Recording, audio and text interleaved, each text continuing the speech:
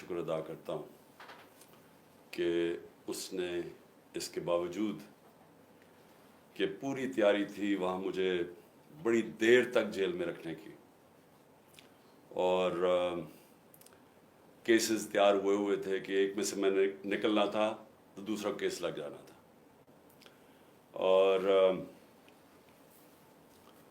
جب میں نکلنا بھی تھا وہاں سے، جب موزس ججز نے، اسلام آباد ہائی کورٹ نے جب انہوں نے مجھے بیل دے دی، تو پھر بھی باہر وہاں پولیس انتظار کر رہی تھی۔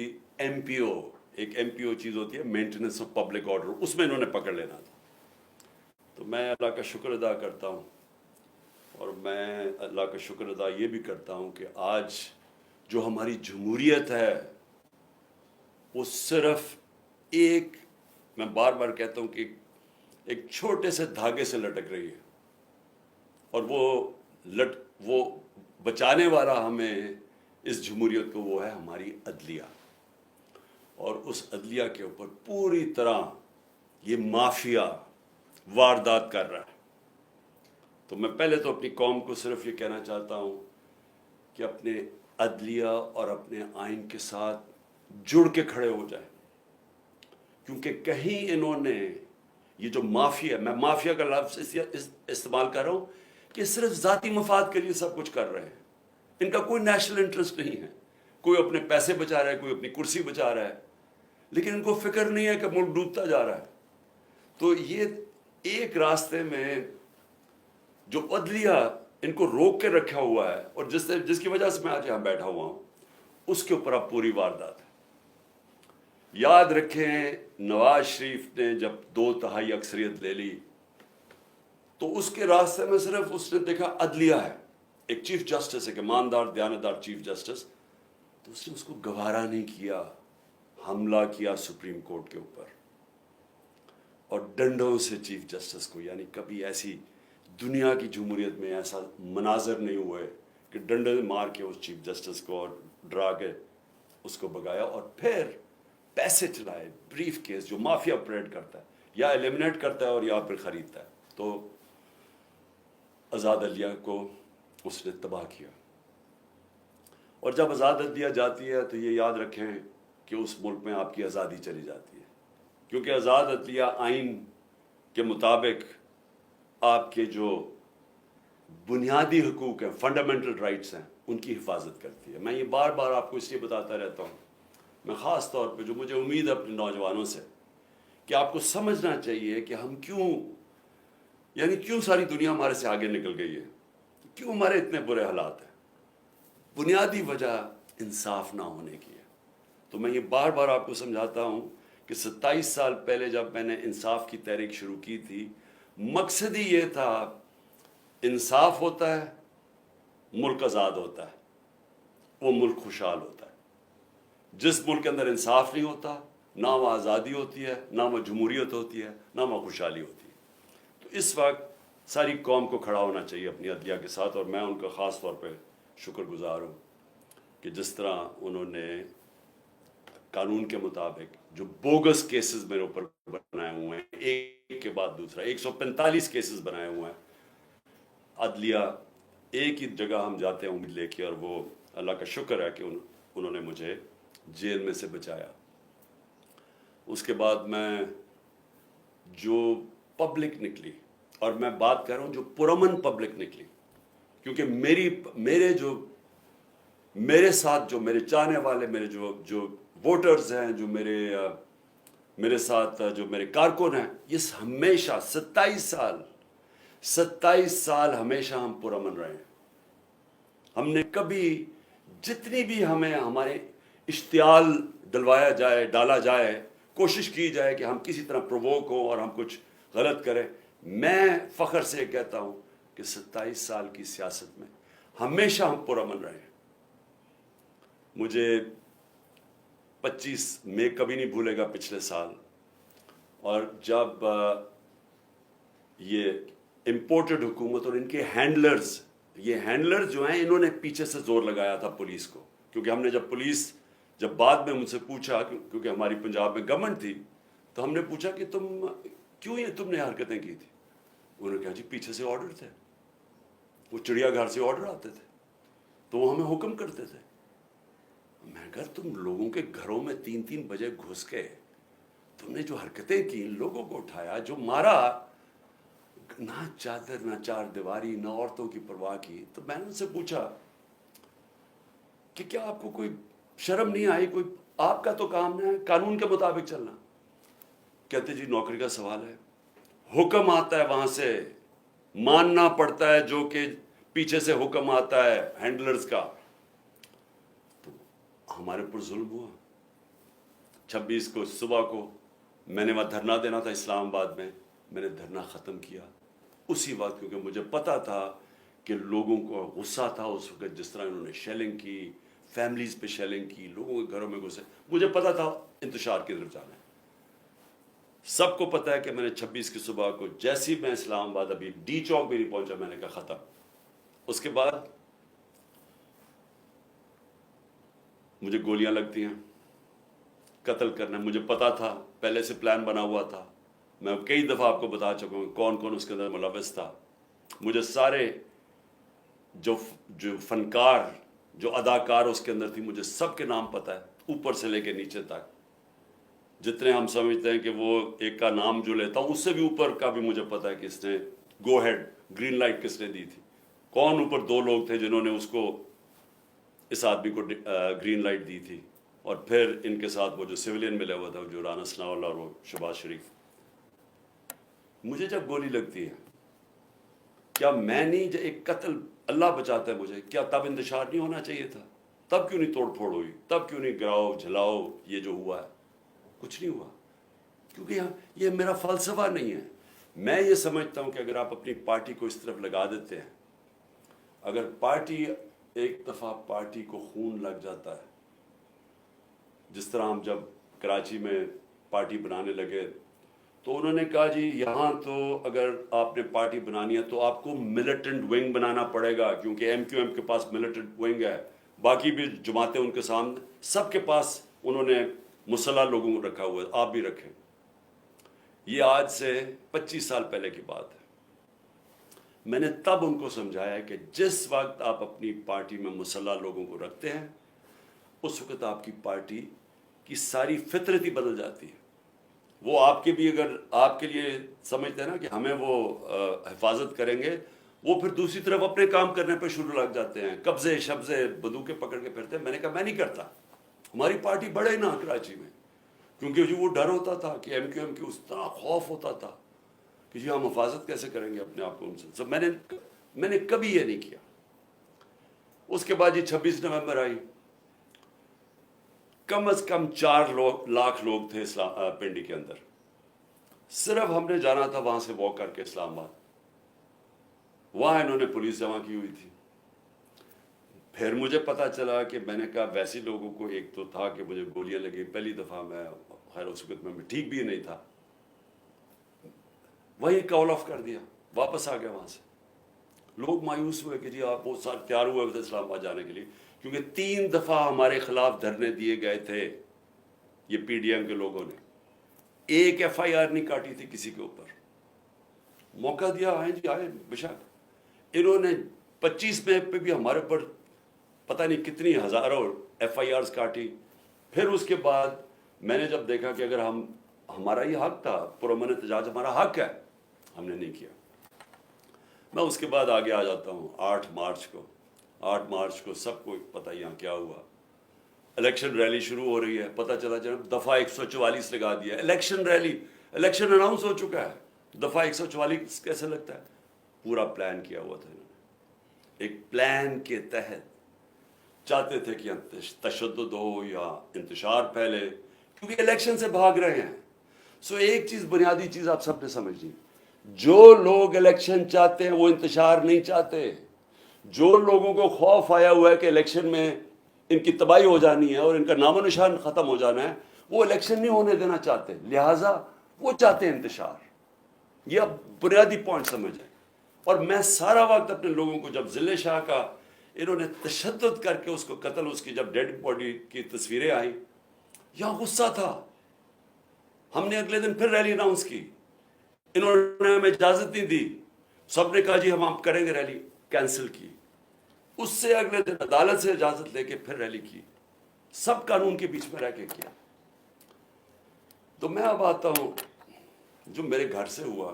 پہلے تو یہاں انہوں نے غیر قانونی طور پہ میرے گھر پہ حملہ کر دیا. 24 گھنٹے میرے گھر کے اوپر حملہ کیا انہوں نے. کوئی اس کی تاریخ نہیں ہے پاکستان میں. ہم نے کوئی اس کے بعد آرڈر نہیں کیا کہ جلاؤ، گھراؤ، اٹیک کرو لوگوں کو. 18 تاریخ کو مارچ کو جب میں اسلام آباد جاتا ہوں میجسٹریٹ کے عدالت میں جب وہاں ٹول پلازا اسلام آباد پہنچتا ہوں میرے گھر پہ اٹیک کر دیتے ہیں آرمڈ کار سے، 72 بند گاڑی سے میرا دروازہ توڑتے ہیں. لاہور ہائی کورٹ کے فیصلے کے بغیر، بلکہ لاہور ہائی کورٹ کا فیصلہ ہوتا ہے کہ صرف 2 آدمی آ سکتے ہیں سرچ وارنٹ کے ساتھ. فیصلہ تھا ان کا. 45 لوگ یا دروازہ توڑ کے پولیس والے کر کے سب کو گھر لوٹنا، جو چیز ملی چوری کی، تباہ کی، لوگوں کو مارا دھاڑا، ہڈیاں توڑ دی بیچارے لوگوں کو، اٹھا کے لے گئے لوگوں کو. اکیلی بشرا بیگم یہاں تھی. ہم نے پھر بھی آرڈر نہیں کیا. غصہ مجھے بہت تھا. میں یہ آپ کو کہوں کہ مجھے کبھی بھی غصہ آیا ہے کہ خاتون پردہ دار اکیلی گھر میں بیٹھی ہیں اور چاروں طرف آوازیں آ رہی ہیں، اوپر نیچے پولیس کہ وہ مار رہے ہیں، وہ چیخیں ان کی آوازیں آ رہی ہیں، کھڑکی کے باہر لوگوں کو مار رہے ہیں ڈنڈوں سے. اکیلی خاتون، کوئی شرم کوئی غیرت نہیں تھی ان میں. سب سے زیادہ مجھے غصہ تھا. مجھے 18 تاریخ کو وہاں قتل کرنے کی کوشش کرتے ہوں اسی دن جوڈیشل کمپلیکس کے اندر. کوئی میں نہیں کہتا کہ جی ہم ملک کے اندر سارے نکل جاؤ باہر اٹیک کرو، کوئی نہیں کہتا. تو اب میں یہ کہنا چاہتا ہوں کہ یہ جو ہوا ہے، کیونکہ مجھے کل سے خبریں ملنی شروع ہوئی، کیونکہ میں تو نظر بند تھا نا، مجھے تو پتہ ہی نہیں ہو کیا رہا تھا. مجھے تو جب یہ اٹھا کے لے کے گئے ہیں تو مجھے تو اس کے بعد تو پتہ ہی نہیں کیا ہوا ہے. تو کل سے آج تک، اب آج بھی دن کو مجھے دیر بھی ہوئی آپ کے پاس آنے کی، کہ میں فیکٹس لے رہا تھا کہ یہ ہوا کیا ہے، کہ ہمارے یہ تو ہم ہیں ہی نہیں. یعنی میں ہمیشہ اپنے لوگوں کو بتاتا ہوں کہ تحریک انصاف پاکستان کی واحد پارٹی ہے جدھر فیملیز آتی ہیں. آپ اٹھا کے دیکھیں ہمارے جلسوں میں بچے اور عورتیں آتی ہیں، فیملیز آتی ہیں. کبھی کسی پارٹی کے پاس آئی ہیں، سیپریٹ عورتوں کا انکلوجر ہوتا ہے، فیملیز کا بھرا ہوا ہوتا ہے، بلکہ وہ سب سے زیادہ بھرا ہوا ہوتا ہے. تو ہم چاہیں گے انتشار. اگر ایک پارٹی کی کال پہ پہلی دفعہ پاکستان کی تاریخ میں اس تعداد کے اندر خواتین نکلتی ہیں تو آپ انتشار چاہیں گے. تو میں نے تم سب کو کہا ہوا ہے کہ ہمیشہ وہ چیز کرو، انتشار سے بچو. ہم نے کبھی انتشار میں نہیں پڑنا. تو جو پھر میں آہستہ آہستہ مجھے اب چیزیں سامنے آ رہی ہیں، تو میں اس لیے آپ کے سامنے تھوڑی مجھے دیر بھی ہوئی. تو پہلے تو میں ذرا بتانا چاہتا ہوں کہ میں نکلنے سے پہلے، جب میں اسلام آباد نکلنے لگا تھا، مجھے پتا تھا انہوں نے کرنا، حالانکہ میرے پر کوئی کیس نہیں تھا، سب بیلز تھی. لیکن یہ اتنے بدنیت اور گھٹیا لوگ ہیں، اور 145 کیسز تھے، سب میں بیلز تھی. مجھے ایک خبر مل گئی کہ انہوں نے مجھے پکڑنا. میں یہ چاہتا ہوں کہ پہلے دیکھ لیں کہ میں نکلنے سے پہلے کیا کہا تھا اور پھر میرے سے ہوا کیا.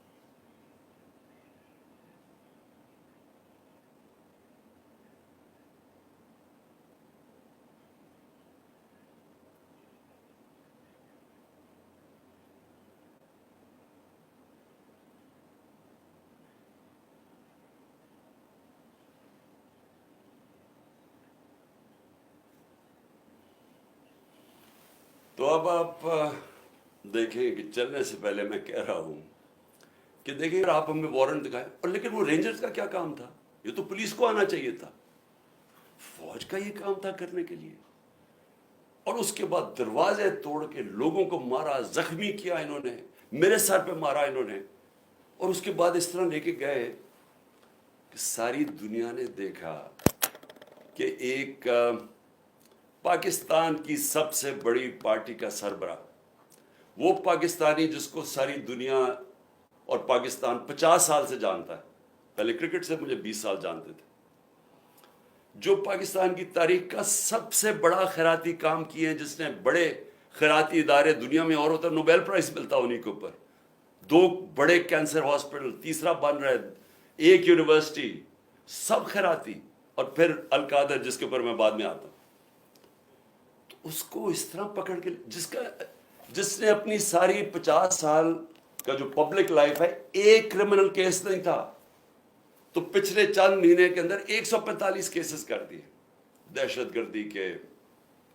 غداری کے، کہ کسی کو ڈرٹی ہیری کہہ دیا، اور سائیکوپیتھ غداری، ملک سے غداری ہو گئی، جو یعنی ایک دن میں 15 کرمنل کیس، بڑا سے بڑا بھی جو ہوتا ہے ڈکیت یا کیا کہیں وہ مجرم، وہ بھی 15 ایک دن میں کیسز، وہ کرمنل کرائمز نہیں کر سکتا۔ اور پھر اس کے بعد یہ ساری دنیا کے سامنے جو انہوں نے مجھے ذلیل کیا، چلے اللہ کے ہاتھ میں ذلت ہے، لیکن اس کا میسج کیا گئی؟ کیا آپ کا خیال ہے کہ پاکستانی قوم یہ سمجھ جائے گی کہ کیونکہ آپ مجھے اس طرح پکڑ کہ میں واقعی کرپشن میں نے کوئی کرپشن کیا؟ اور میں یہاں سب کو بتانا چاہتا ہوں کہ میرے اوپر کیس کیا تھا، یہ ذرا سمجھ جائے کیس کیا تھا۔ میں نے فیصلہ کیا کہ جب میں پرائم منسٹر بنا کہ میں نے اس ملک کے اندر سیرت نبی کو پروموٹ کرنا ہے، کیونکہ ہماری اخلاقیات تباہ ہو چکی ہے، ہماری موریلٹی گر چکی ہے، موریلٹی گری ہوئی ہے، تو اس طرح کے چور و چکے سارے ملک کے اوپر بیٹھے ہوئے ہیں، ایک سے ایک بڑا مجرم جرائم پیشہ آدمی آج ملک کے اوپر بیٹھ گیا ہے۔ تو جب آپ کی ملک کی اخلاقیات ختم ہوتی ہے، ملک تباہ ہو جاتا ہے۔ میرا القادر یونیورسٹی کا مقصد بنانے کا تھا کیا کہ اس ملک کے اندر ایک نئی لیڈرشپ پیدا ہو، جو کہ سیرت نبی کے اوپر، جو دنیا کی تاریخ کا سب سے عظیم لیڈر تھے، ان کی کوالٹیز آئیں ان کے اندر، کہ وہ کیا ان کے اندر کوالٹیز تھی کہ انہوں نے ساری دنیا کا نقشہ بدل دیا، اور کیوں اللہ حکم کرتا ان کی سنت پہ چلو۔ تو وہ مقصد وہ طور پر صوفیزم اور روحانیات کے اوپر، اور اس کے علاوہ ٹیکنالوجی پڑھائی جائے گا، تو یہ مقصد تھا اس کا۔ تو یہ فیصلہ ہوتا ہے دسمبر 2018، یہ ذرا آپ سنتے رہیں۔ ایک سپانسر آتا ہے، وہ کہتا ہے میں بنانے کے لیے تیار ہوں۔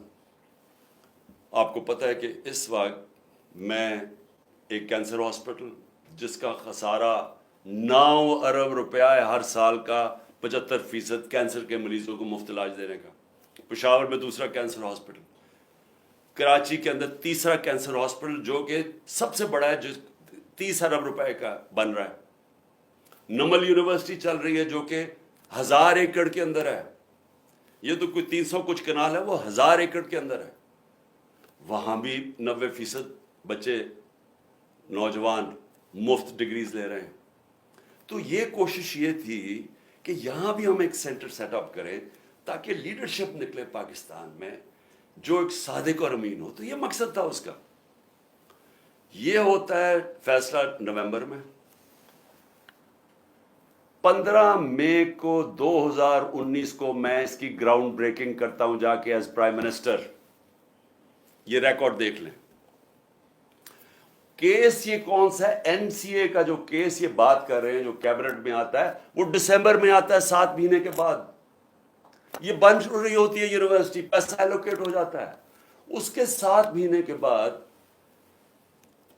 وہاں یہ این سی اے کا کیس آتا ہے۔ وہ سمپل کیس ہے، وہ بھی کوئی مشکل نہیں ہے۔ ہمارے پاس یہ چوائس رکھی گئی کہ پتہ نہیں $170 بلین آ رہا ہے پاکستان، یا لیکن اس کے لیے آپ کو ایک اگریمنٹ ہوئی یا ملک ریاض اور این سی اے میں، تو لیکن وہ کانفیڈینشیل ہے۔ تو اگر آپ کانفیڈینشیل مانتے ہیں تو وہ پیسہ آ جاتا ہے پاکستان میں، اگر آپ نہیں مانتے تو آپ کو عدالت جا کے وہاں آنا پڑے گا، لیٹیگیشن کرنی پڑے گی۔ میں بتایا گیا کہ $100 ملین ہم ضائع کر چکے ہیں فورن لٹیگیشن میں، تو وہ جب کیس جائے گا وہ کئی سال چلے گا. لہٰذا ہم نے فیصلہ کیا کہ سپریم کورٹ میں وہ 170 ملین آتا ہے یا وہ گورنمنٹ آف پاکستان ہے تو پاکستان آ رہا ہے نا، اس کے اوپر میرے اوپر کرپشن کیس ہے. یہ کیس کہتے ہیں جناب آپ نے القادر یونیورسٹی سے فائدہ اٹھایا ہے. القادر یونیورسٹی ٹرسٹ ہے، اس کے سارے آڈیٹڈ اکاؤنٹس ہیں، وہ سارے آپ کو پتہ ہے. بتائیں کدھر سے فائدہ اٹھایا؟ وہ کوئی نہیں بتا رہا. یہ نہیں نیب بتا رہی فائدہ. وہ کہتے جی آپ کو کوئی فائدہ ہو، کیونکہ آپ کو القادر بنانا تھا لہٰذا آپ نے اس کو ملک ریاض کو، جب ساری کیبنٹ کا فیصلہ تھا. نہیں، آپ نے اس لیے کیا ہے کیونکہ آپ نے وہ القادر یونیورسٹی بنانی تھی جس میں مجھے کوئی ذاتی فائدہ نہیں ہے. جس طرح نہ مجھے نمل یونیورسٹی سے ہے، نہ مجھے شوکت خانم سے ہے، کیونکہ وہ ٹرسٹ ہے، وہ میری ذاتی ملکیت تو نہیں. اس کے اوپر یہ سارا ڈرامہ ہوا کہ جی عمران خان کے اوپر کرپشن کیس ہوا، اس کے اوپر انہوں نے مجھے پکڑا اور مجھے ایک دہشت گرد کی طرح پکڑ کے لے کے جا رہے تھے. اور دوسرا میری بیوی، اب مجھے جو اس سے زیادہ اپنے سے زیادہ تکلیف ہے کہ میری بیوی کا نام بھی ٹرسٹی میں ہے. کیوں ہے؟ ٹرسٹی کیا ہوتا کیا؟ پہلے کیونکہ قوم کو سمجھنا چاہیے، کیونکہ اتنا زیادہ پروپیگنڈا کیا جا رہا ہے. میں نے کبھی اس طرح کا کنٹرول ٹیلی ویژن نہیں دیکھا جو آج کل ٹوٹل کنٹرول کر کے پیچھے سے ان کو حکم آتا ہے نامعلوم افراد کا، دھمکیاں آتی ہیں، آرڈرز دیے جاتے ہیں کہ عمران خان کو نہیں دکھانا، فلانی چل، اس کے لیے کوئی اچھی چیز نہیں کہنی، اس کے خلاف پروپیگنڈا کرنا. تو اتنا جھوٹ بولا جا رہا ہے. لوگوں کو بتائیں کہ ٹرسٹ ہوتا کیا ہے. ٹرسٹ، جو ٹرسٹیز ہوتے ہیں نہ ان کو کوئی تنخواہ ملتی ہے، ان کو کوئی تنخواہ نہیں ملتی. صرف ٹرسٹی وہ ہوتا ہے جس کو جو دل سے کوئی خیراتی کام کرنا چاہتا ہے. اب بشرا بیگم، بلکہ مجھے سیرت نبی کو جو سمجھا ہوں میں تو بشرا بیگم کی وجہ سے سمجھتا ہوں، کیونکہ ان کی بہت زیادہ اس کے اوپر ان کی نالج ہے، تو ان کو میں نے ٹرسٹی رکھ دیا. اس کے اوپر بھی وارنٹ نکال دیا ریسٹ کا. میرے گھر پہ حملہ کر دیا پھر سے آ کے، یہاں ٹیئر گیسنگ شروع کر دی، ان کو کہا کہ پکڑ کے جیل میں ڈالنا ہے. میں نے ایسی کبھی بے غیرتی اس ملک میں نہیں دیکھی. وہ آدمی یہ نیب کا چیئرمین، یہ جو جنرل ہے، اگر اس نے یہ آرڈر کیا اور کیا اسی نہیں ہوگا، اور اس کے ہینڈلرز نے پیچھے سے اس کو کہا ہوگا، کیونکہ میں آج تو وہ جو پہلا نیب کے چیئرمین آفتاب سلطان جنہوں نے ریزائن کیا، اس نے کہا میں غلط کام نہیں کرتا. میں آج اس کو سلام کرنا چاہتا ہوں کیونکہ میں نیب کے ذرا لوگوں سے ملا تھا. مجھے تو اندازہ نہیں تھا وہ اتنا پرنسپلڈ آدمی، یہ بے ضمیر آدمی، اس کو شرم نہیں آئی کہ وارنٹ نکال رہے ایک ٹرسٹ کے اوپر، ایک ٹرسٹی ہونے پہ. ایک تو یہ جاہل ہوگا کیونکہ اس سے کوئی بہتر کیس ہی ڈھونڈ لیتا، کیونکہ اور کیس کوئی مل نہیں رہا تھا. دوسرا، شرم نہیں آئی کہ ایک گھر کی پردہ دار خاتون کے اوپر آپ نے ایک وارنٹ نکال دیا ریسٹ کا، اور یہاں پولیس آ گئی اس کو پکڑنے کے لیے. شرم نہیں آئی؟ گھر میں آپ کی عورتیں نہیں ہیں؟ یا آپ اتنے بے شرم ہیں کہ آپ کی عورتوں سے یہ کچھ کرے گا تو آپ کو کوئی فرق ہی نہیں پڑے گا؟ آپ اتنے بے غیرت ہیں. آپ بھی بے غیرت ہیں، اور جو آپ کو ہینڈلرز جو یہ کروا رہے ہیں وہ بھی بے غیرت ہیں، کیونکہ کوئی غیرت مند آدمی، آنریبل آدمی ایسی حرکت نہیں کر سکتا جو آپ نے کی ہے. بے ضمیر بھی ہیں، بے غیرت بھی ہیں، چھوٹی سی تنخواہ کے اوپر اپنا ضمیر بیچ رہے ہیں. آپ کی یہ اتنی سی اوقات اور قیمت ہے. تو اب میں آگے چلتا ہوں. لو جی، اس کے بعد مجھے نہیں پتا ہوا کیا، مجھے تو انہوں نے بند کر دیا. تو جب میں نکلا سپریم کورٹ میں تو مجھے ججز نے، میں تو سیدھا وہاں سے سپریم کورٹ گیا، انہوں نے مجھے پوچھا کہ جی یہاں تو بڑا انتشار ہوا ہے، توڑ پھوڑ ہوئی ہے. میں نے ان کو کہا کہ یہ ہم نے کبھی ایسی چیزیں نہیں کی. تو پہلے بھی چلے کم از کم گولیاں جب لگی تھی تب تو توڑ پھوڑ ہوتی نا، تب تو سب کو پتا تھا. میں نے تو نام لے لیا تھا کہ کون ذمہ دار ہے. میں نے تو اس ISI کے جنرل کا نام لے لیا تھا. تو تب کیوں نہیں انہوں نے اٹیک کیا؟ تب کیوں انہوں نے لوگوں کو گھروں میں یہ جا کے کیوں نہیں حملہ کیا؟ تو جو اب سے مجھے پاس معلومات آ رہی ہیں، میں یہ چاہتا ہوں کہ یہ ایک چھوٹی سی آپ ذرا ویڈیو دیکھ لیں تاکہ آپ کو اندازہ ہو کہ یہ ہوا کیا ہے. کیونکہ مجھے ابھی تک، میں چاہتا ہوں اس کے اوپر پوری انویسٹیگیشن ہو اور انڈیپینڈنٹ ہو. میں چاہتا ہوں جو بھی سرکاری بلڈنگز جلائی گئی ہیں इन्वेस्टिगेशन हो कि इसके पीछे कौन था। मैं चाहता हूं कि जो बेचारे नौजवान, नहत्ते नौजवान, जो एक हकीकी आज़ादी के लिए और जो उनका हक है कि पुरअमन एहतजाज करना, जो हमेशा हमने किया है, उनको सीधी गोलियां मारी गई हैं। और जो पता नहीं कितने 100 लोग इस पर पड़े हुए हैं, गोलियां उन्हें लगी हुई हैं, जो अस्पतालों में पड़े हैं। मैं इस सब के ऊपर इंक्वायरी चाहता हूं, लेकिन इनसे नहीं चाहता। मैं चाहता हूं कि चीफ जस्टिस सुप्रीम कोर्ट, आप अपने नीचे कोई पैनल बनाएं इंडिपेंडेंट। जिस तरह मैंने शुरू में कहा था कि मुझे इंसाफ नहीं मिलने लगा क्योंकि मुझे पता था जिन्होंने मुझे गोलियां मारी हैं वो इतने ताकतवर हैं कि वो नहीं यहाँ इन्वेस्टिगेशन होने देंगे, ये आज भी नहीं होने देंगे। इसलिए इंडिपेंडेंट इन्वेस्टिगेशन करें, क्योंकि इसमें बड़ी जो मुझे चीज़ें पता चली, आपको बड़ी बड़ी चीज़ें पता चलेगी इस कौम को, कि कौन ये चाहता था कि इंतशार हो और किसने फ़ायदा उठाया इसका फ़ायदा उठा के जो ये बड़ी देर से चाह रहे थे, सारी तहरीक इंसाफ की लीडरशिप को इन्होंने जेल में डाल दी। अब तक 3,500 वर्कर हमारे पकड़ के जेल में डाल दिए, अभी भी पकड़ रहे हैं वर्कर्स, और सिर्फ मौके का फायदा उठाया इन्होंने। मैं अभी आपको बताऊंगा कि बाकी इन्होंने क्या किया है। इसकी आड़ के अंदर के जी बहुत बड़ा तहरीक इंसाफ कोई दहशतगर्द जमात है, उसने क्या क्या जुल्म किया है उसको उठा के बहाना बना के इन्होंने क्रैकडाउन शुरू कर दिया। वो जो ये पहले से ही चाहते थे, केसेस तो पहले ही हो रहे थे, पहले हमारे एक दफा इन्होंने 5,000 वर्कर पकड़ लिए थे। तो लेकिन ये जरा आप ये जरा वीडियो देखें प्लीज।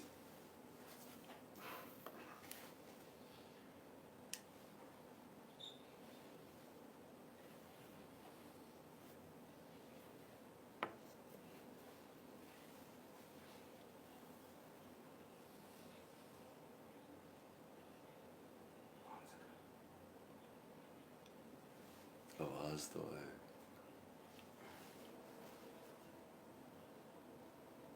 बस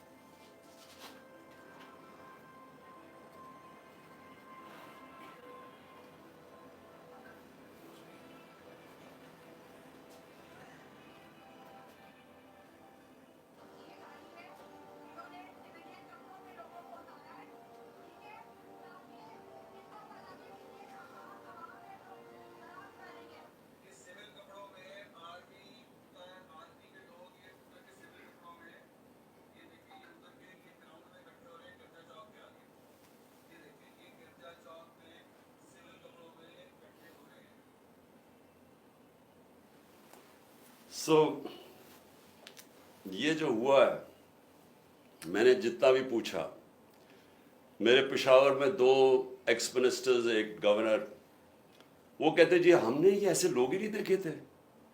अब जब उन्होंने तोड़ फोड़ शुरू की तो उन्होंने उनको रोकने की कोशिश की, तो शाह फरमान उससे भी उन्होंने लड़ाई की। दूसरा हमारा शौकत यूसुफ है, जब उसने रोकने की कोशिश की, जो मिनिस्टर था, उसके उन्होंने कपड़े फाड़ दिए। ये कौन लोग थे? हर जगह से खबरें आई। अभी यहाँ से जब हमारी लोग जमा हुए थे इधर लिबर्टी चौक में, उन्होंने कहा कि हम अजीब अजीब लोग देख रहे थे।